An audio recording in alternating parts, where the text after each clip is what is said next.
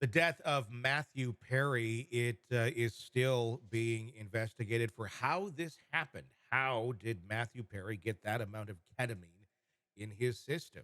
And why did he get that amount of ketamine in his system? It's now gone to the place where five people have been arrested, two doctors, his assistant, and also a woman known as the Ketamine Queen has now facing charges for the death of Matthew Perry. Joining me to discuss, Jennifer Coffindaffer, retired FBI special agent.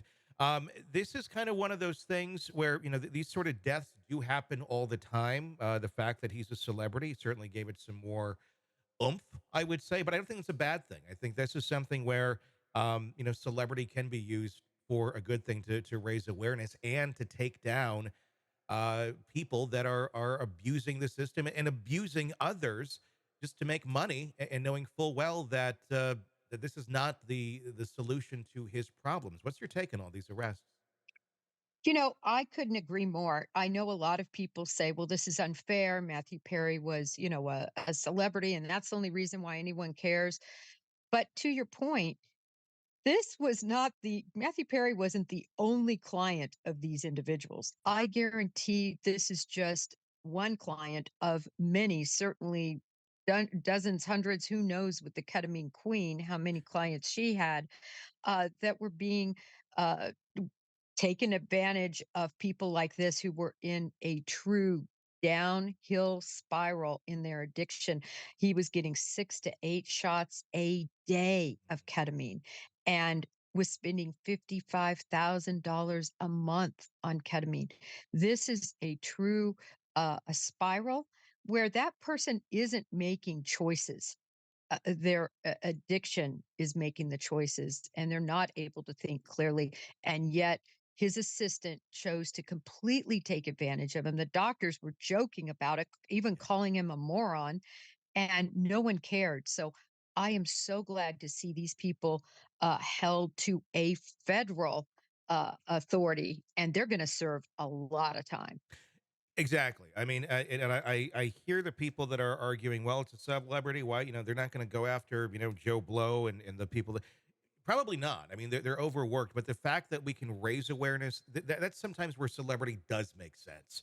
And this is a good thing to have happen, that these people were stopped. If you're the ketamine queen, I think that kind of implies you have a lot of clients, that you're not just, dealing to Matthew Perry alone. The thing with Matthew Perry is he ended up turning to this medically to help stave off his other addictions that he'd been suffering from, as almost a solution. But with anything, if you go too far with it, it can be very lethal and toxic, which clearly we saw here. How often are we seeing this in society by non-celebrities, where this is going to an extreme, or do we even know?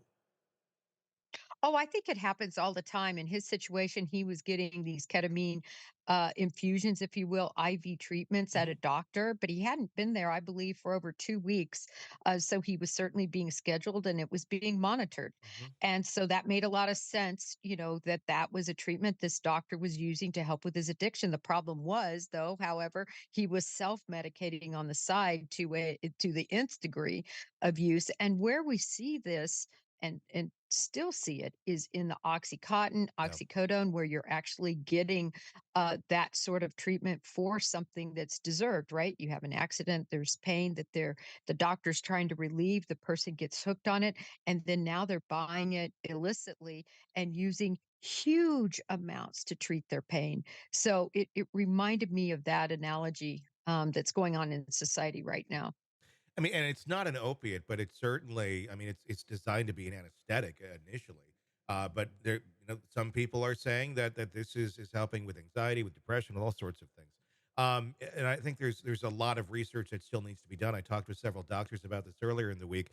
But this is something that is actually not that difficult to get your hands on as well. Even as a recreational drug, you can get it by mail if you want to, and they'll give you the recommended doses. But and that's to say, people who are getting it by mail for recreation are actually going to only take the recommended doses. It's not a recreational drug, or it should not be used as a recreational drug, but it's out there. Is Does there need to be some more regulation on this? Because right now, You can go to an online clinic just like you would for like ED or something. Get Viagra. This you can get ketamine as well if you look enough into it. Yeah, it's seen as an anesthetic, it's a tranquilizer that's used in the veterinarian world as well. Mhm. So it is easily obtained. And certainly, I think it should be more regulated. K, as it's called, has been around though forever, Mhm. for really decades.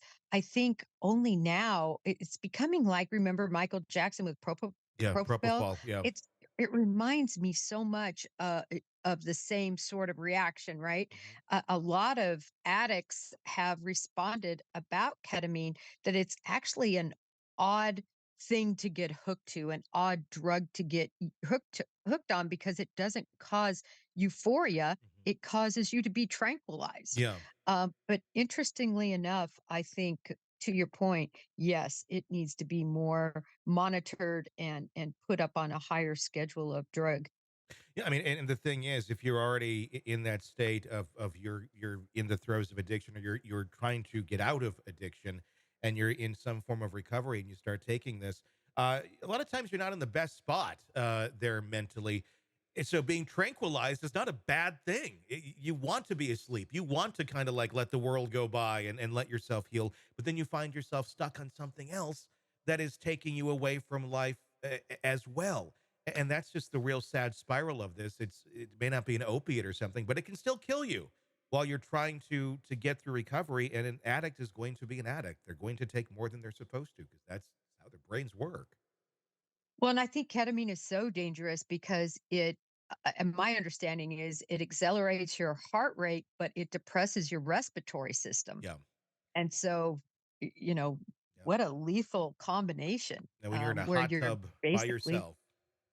yeah, Yeah. it's just horrible. And then I was thinking too about Matthew Perry sitting in that hot tub, the heat and the relaxation mode you're in when Mhm. you're in a hot tub, and how you shouldn't even be in a hot tub very long, Yeah. right? Yeah. Depending on the temperature, there's 5 minutes and get out, or, all these warnings, 10 minutes, depending on the heat. And now he's also anesthetized. Yeah. It's just terrible, but I really do believe that putting the cuffs on these guys, getting these guys with federal charges will help others maybe at least not have that source. And as you said, call attention to the problem. Hey, thanks for checking out the video. Be sure to follow us wherever you download podcasts, and especially Apple Podcasts, where you can get advanced episode and premium content on our premium channel right there. Also, be sure to follow us on social media so you don't miss any breaking updates on the stories that matter to you most. We're on TikTok, X, Instagram, Facebook. Just search Hidden Killers Podcast with Tony Brueski, and you'll find us right there. Again, thanks for watching.